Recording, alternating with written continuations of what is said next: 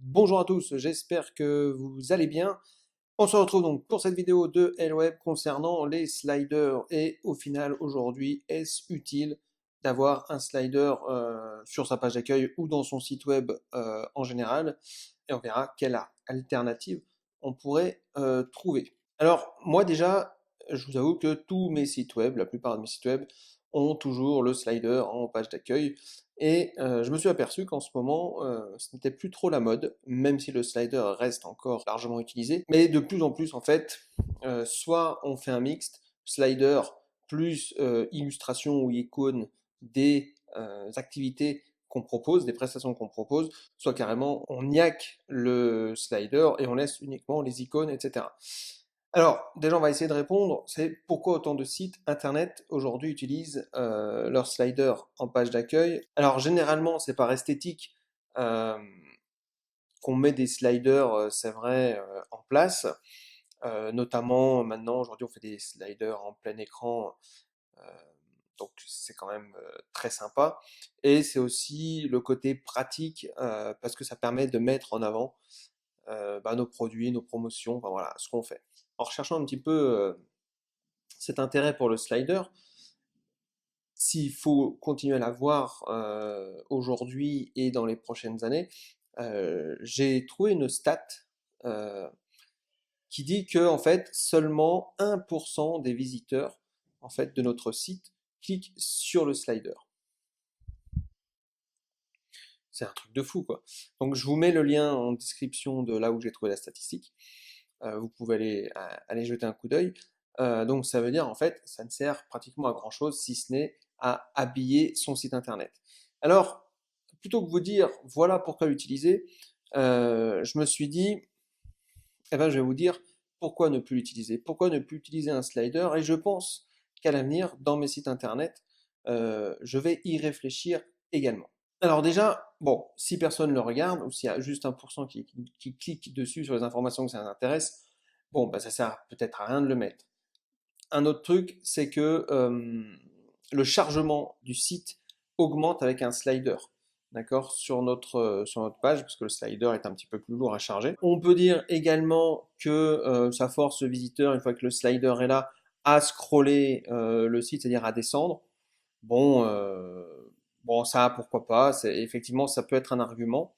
Et surtout, il y a quelque chose aussi, c'est que le slider, il est souvent associé à la publicité. En général, les gens n'aiment pas tout ce qui est associé à la publicité, donc ils zappent très vite. Puis bah, du coup, on l'a dit, 1% de clics, c'est-à-dire qu'il y a quand même un mauvais taux de conversion, notamment si vous faites des promotions. Alors, tout ce qui est, je parle de slider, carrousel, etc., c'est un peu la même chose. Ça reste quand même des outils, enfin, ou des plugins qui sont demandés notamment par les grandes entreprises, mais je pense que ça va tendre à disparaître dans les années à venir, pour les raisons justement que j'ai évoquées juste avant. Et donc, il va falloir quand même trouver des alternatives. Alors déjà, bah, ne pas mettre de slider du tout. Première alternative, pourquoi pas? Pourquoi ne pas utiliser directement notre background ou mettre en avant directement des photos de produits, de prestations, etc mis par des icônes, c'est-à-dire, c'est le mix que je faisais à chaque fois, je mettais à chaque fois le slider et ensuite des icônes pour que l'utilisateur ait de visu tout de suite les activités ou les prestations que quelqu'un propose. Donc comme ça, il peut cliquer dessus.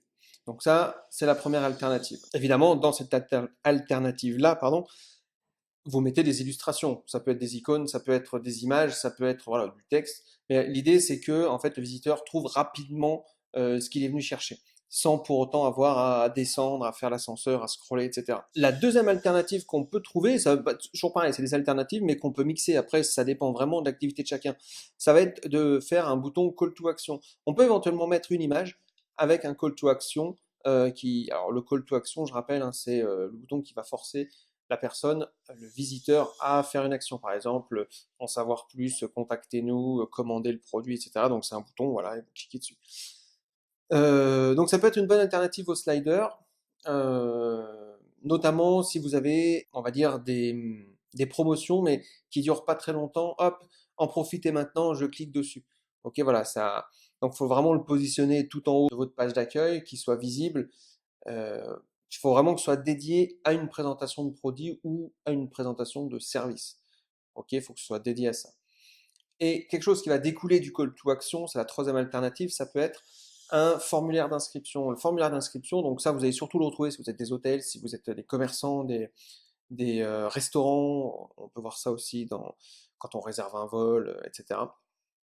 Booking et compagnie. C'est que vous avez un formulaire d'inscription et là du coup c'est un call to action déguisé, c'est que le visiteur va tout de suite dessus. Donc en gros, il va directement à l'essentiel.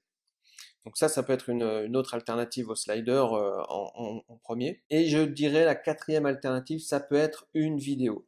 On en voit de plus en plus et on peut mettre une vidéo directement sur le bandeau de l'accueil, d'accord, dans votre home page. Alors vous pouvez alors moi je vous conseille de charger votre vidéo sur YouTube, par exemple, YouTube, après il y a Dailymotion, enfin toutes les plateformes de vidéo. Comme ça, vous allez pouvoir récupérer un lien d'intégration, vous l'intégrez dans votre site internet et vous encombrez pas votre serveur. Ok, donc sachez que la vidéo a un taux de conversion beaucoup plus important qu'un slider. Ok, puis ça permet c'est tout de suite immersif, d'accord, lorsqu'il y a une vidéo. Donc voilà un petit peu les alternatives si jamais vous pensez, ou même moi je suis en train de penser que le slider devient mort, ou en tout cas has-been, je sais pas comment on peut dire, mais à mon avis voilà, il va falloir maintenant réfléchir sur ces alternatives-là. J'avais déjà un petit peu réfléchi là-dessus, et je mettais toujours le combo slider plus les icônes, les illustrations, etc. Comme ça permettait d'avoir un slider. Alors les sliders, je mettais jamais trop d'images, parce qu'effectivement les gens ils font jamais défiler. Mais voilà, quand j'avais une offre particulière, tac, je mettais une grosse pancarte dans mon slider et j'avais ensuite la présentation de tous mes services ou de mes prestations, de mes activités, etc. Donc voilà, ce qui est important, c'est que dans cette première page, dans cette page d'accueil, les visiteurs puissent quand même aller à l'essentiel, encore plus aujourd'hui, quand on est sur le smartphone. Aujourd'hui, les gens, voilà, ils ont pas envie de rester diplôme sur le site. Donc voilà, j'espère que cette vidéo vous a plu, que vous allez pouvoir trouver peut-être donc parmi ces idées, ces 4 alternatives, eh ben, vous allez en choisir une qui vous convient. Et puis ben, moi je vous dis à très bientôt. N'oubliez pas d'activer la cloche. Tous les mercredis à 6 heures, il y a une vidéo de L-Web, il y en a 52 dans l'année. J'en fais une par semaine. Il y a des vidéos là qui doivent s'afficher, donc allez-y, cliquez dessus, faites-vous plaisir. Et allez faire un petit tour sur lweb.fr dans nos formations, vous allez voir, il y a des petits trucs de nouveau. Moi je vous dis à bientôt, ciao.